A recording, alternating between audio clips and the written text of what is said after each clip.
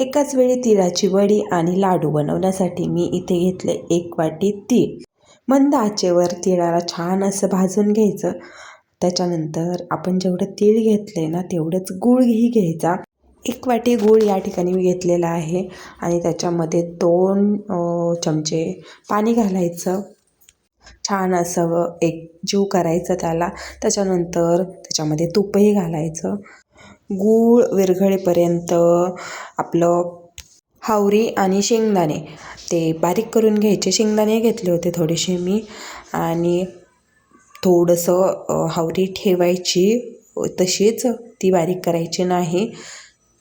ती पुढे आपल्याला लागणार आहे त्याच्यामुळे ते सेपरेट काढून ठेवायची.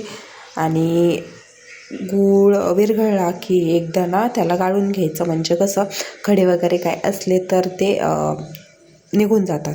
गुळाला असा फेस आला की त्याच्यामध्ये आपण जे हावरी आणि शेंगदाणे बारीक करून ठेवली आहे ना ते घालायचं. आधी मी थोडंच घातलं होतं, मला वाटलं पाक कमी पडतो आहे की काय, आणि नंतर मग ते सगळंच घालून घेतलं आणि जी हावरी आपण ठेवली होती तीही घालून घ्यायची आणि छान असा गोळा त्याचा तयार करून घ्यायचा.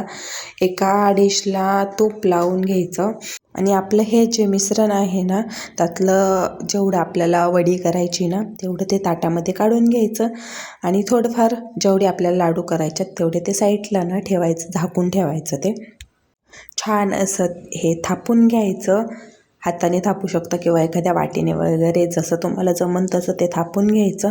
थोडं गरम आहे तोपर्यंत चाकूने याला कट करून घ्यायचं. आपल्याला वडीचा जेवढा आकार पाहिजे त्या आकारानुसार छान असं कट करून घ्यायचं आणि कट केल्याच्या नंतर त्याला सेट होण्यासाठी रूम टेम्परेचरवरतीच ठेवून द्यायचं बाजूला.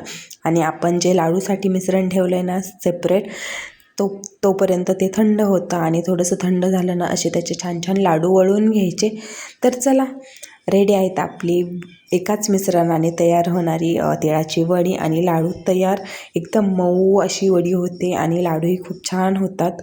रेसिपी आवडली असेल तर व्हिडिओला लाईक करा, शेअर करा, आपल्या चॅनलला सबस्क्राईब करा आणि सर्वांना मकर संक्रांतीच्या हार्दिक शुभेच्छा. बाय.